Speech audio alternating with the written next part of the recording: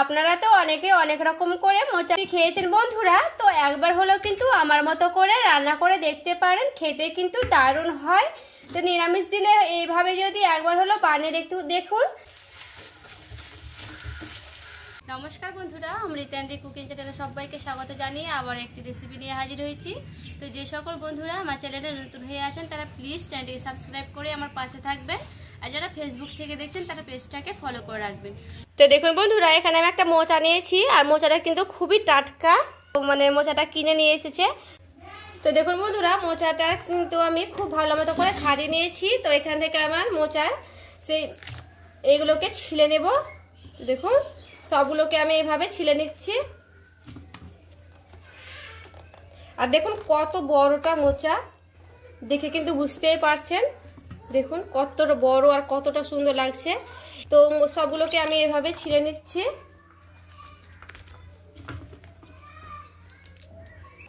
তো দেখুন বন্ধুরা, আমার কিন্তু এই মোচাতে হয়ে যাবে, আর আমি কিন্তু আর ছাড়ালাম না। এই যে দেখুন, এটা আমি রেখে দিলাম, এটা আমি অন্য একদিন করব। তো দেখুন আমার এই মোচাতে কিন্তু এইগুলোতেই হয়ে যাবে, এগুলো তো অনেক হবে। আর যে মোচাটা কিন্তু অনেক বড় ছিল তার জন্য কিন্তু 2 দিন হয়ে যাবে এই মোচাটা দিয়ে। তো দেখুন এই মোচাটাকে দিয়ে আমি খুব ভালো মতো করে ছিলে নিচ্ছি, আগে বেছে নিচ্ছি। তো মোচা তো অনেকেই আমরা বাছতেই জানি। তো দেখুন এইভাবে আমরা সেই কাঠিটা আর এই ফুলটা ফেলে দেব। তো এইভাবে কিন্তু সবগুলোকেই বেছে নিতে হবে খুব ভালো মতো করে। দেখুন এই কিন্তু বেশি টাইম লাগে না বাছতে, দেখে বুঝতেই পারছেন। এরকম করে ফাটাফাট মানে বাছানো হয়ে যায়। দেখুন কত সুন্দর বাছানো হয়ে গেল। সবগুলোকে বেছে নিচ্ছি, তারপরে ফিরে আসছি আপনাদের কাছে। আর দেখুন বন্ধুরা, সবগুলোকে কিন্তু আমি বেছে নিয়েছি। দেখুন সবগুলো কিন্তু আমার বাছানো হয়ে গেছে। আর দেখতে পাচ্ছেন একসঙ্গে কিন্তু আমি খুব ভালো মতো করে রেখেছি ফুলগুলোকে, মোচার ফুলগুলোকে। তো দেখুন এগুলোকে আমি এবার কেটে নেব। তো দেখুন এখান থেকে আমি অল্প করে নেব, একটা মুঠো করে নেব। দেখুন এইভাবে কিন্তু এক সাইজ করে মানে বেছে নিলে না দেখতে খুব ভালো লাগে, আর কাটতেও কিন্তু খুবই ভালো হয়, এভাবে সুবিধা হয় কাটতেও। তো এইভাবে আমি নিয়ে নিয়েছি। তো দেখুন এখানে আমি একটা বটি নিয়েছি। তো আমি খুব ভালো করে কিন্তু কেটে নিচ্ছি মিহি মিহি করে। তো আমি এইভাবে কিন্তু কেটে নেব। তো দেখুন এইভাবে কিন্তু আমি সবগুলোকে কেটে নিচ্ছি। আর দেখুন কতগুলো মিহি মিহি করে মানে কেটে নিয়েছি। তো এইগুলোকে সবগুলোকে কিন্তু এইভাবে মিহি মিহি করে কেটে নিচ্ছি, তারপরে আমি ফিরে আসছি।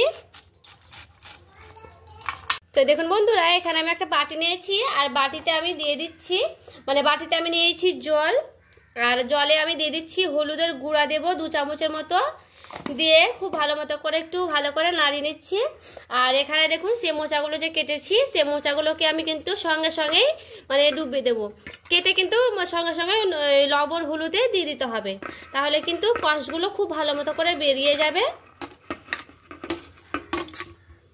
তো দেখুন এইভাবে কিন্তু আমি দিয়ে দিয়েছি, আর এইভাবে আমি প্রায় 5 থেকে 10 মিনিট মানে হলুদ জলে ভিজিয়ে রেখে দিচ্ছি ঢাকা দিয়ে।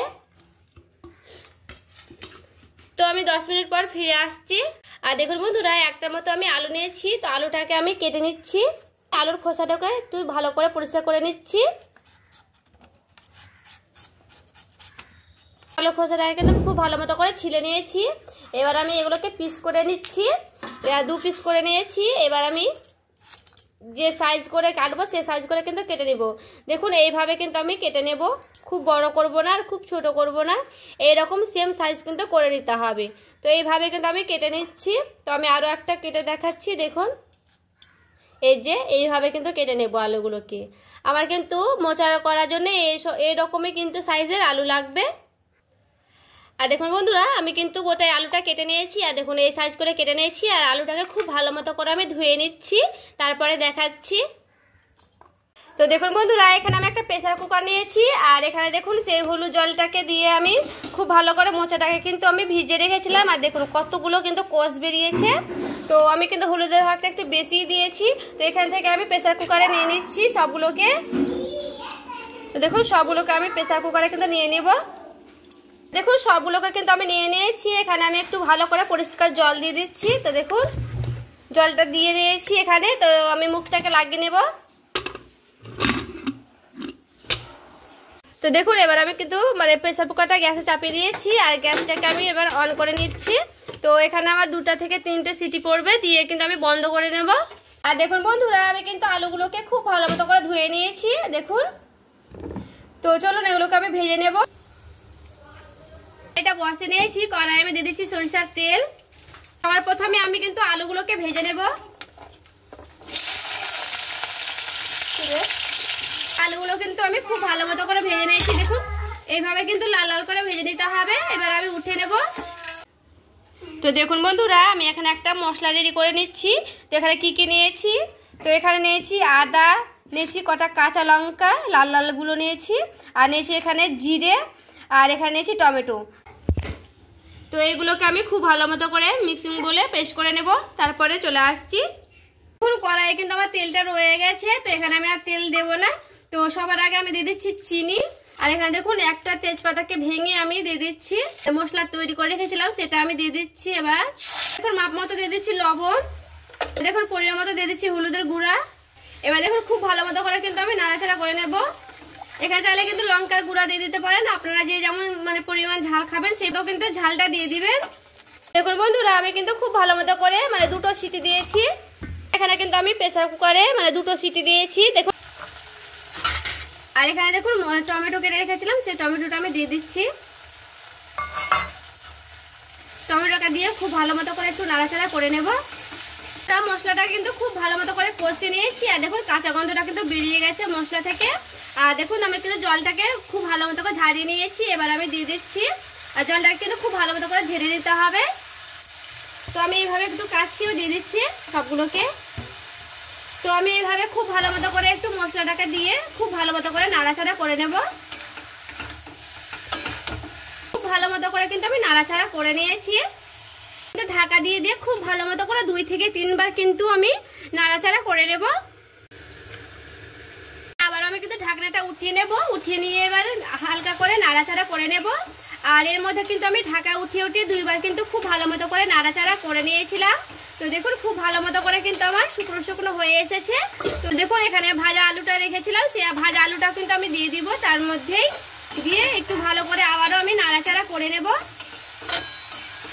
আর দেখুন এইভাবে কিন্তু আমি ঢাকা দিয়ে দিয়ে 2-3 বার খুব ভালো মতো করে নেড়ে নিয়েছিলাম। আর এইভাবে একটু করে খুন্তি দিয়ে আলুগুলোকে একটু ভেঙে নিতে হবে, তাহলে একটু মাখো মাখো হবে, তাহলে না দেখতে ভালো লাগবে আর খেতেও কিন্তু খুবই ভালো লাগবে। আর দেখো সব শেষে আমি দিয়ে দিচ্ছি এখানে গরম মশলা। গরম মশলাটা দিলে না আরো খুবই টেস্টি হয়। তো গরম মশলাটাকে দিয়ে খুব ভালো মতো করে আমি একটু নাড়াচাড়া করে নিয়েছি। শেষে আমি একটু ভাজা মশলা গুঁড়া দিয়ে দিচ্ছি, তাহলে কিন্তু আরো টেস্ট আরো লাগবে, মানে ধইনা গুঁড়া করা আছে।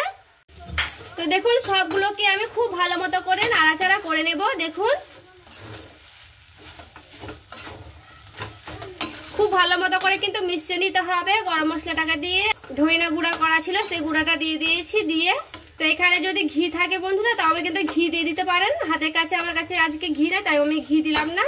তো হাতের কাছে ঘি থাকলে কিন্তু দিয়ে দিতে পারেন, তাহলে কিন্তু আরো টেস্টি হয়ে যাবে। মোচাটা কিন্তু আমার রান্না হয়ে গেছে, এবার আমি নামিয়ে নেব মোচাটাকে। তো দেখুন বন্ধুরা নিরামিষ দিনে এইভাবে কিন্তু একবার হলে কিন্তু মোচা তরকারিটা বানিয়ে দেখতে পারেন। আর দেখুন মোচা তরকারিটা কিন্তু আমি নামিয়ে নিয়েছি। এইভাবে একবার হলে কিন্তু মোচা রেসিপিটি বাড়িতে বানিয়ে দেখতে পারেন বন্ধুরা। নিরামিষ দিনে খেতে কিন্তু দারুণ হবে। আপনারা তো অনেকে অনেক রকম করে মোচা রেসিপি খেয়েছেন বন্ধুরা, তো একবার হলেও কিন্তু আমার মতো করে রান্না করে দেখতে পারেন, খেতে কিন্তু দারুণ হয়। তো নিরামিষ দিনে এইভাবে যদি একবার হলেও বানিয়ে দেখুন তাহলে কিন্তু দুর্দান্ত হবে। তো বন্ধুরা আমার এই রেসিপিটি ভালো লেগে থাকলে প্লিজ একটা লাইক করে দিবেন, চ্যানেলটিকে সাবস্ক্রাইব করে আমার পাশে থাকবেন। তো চলুন দেখা হচ্ছে আরও একটি রেসিপির সঙ্গে।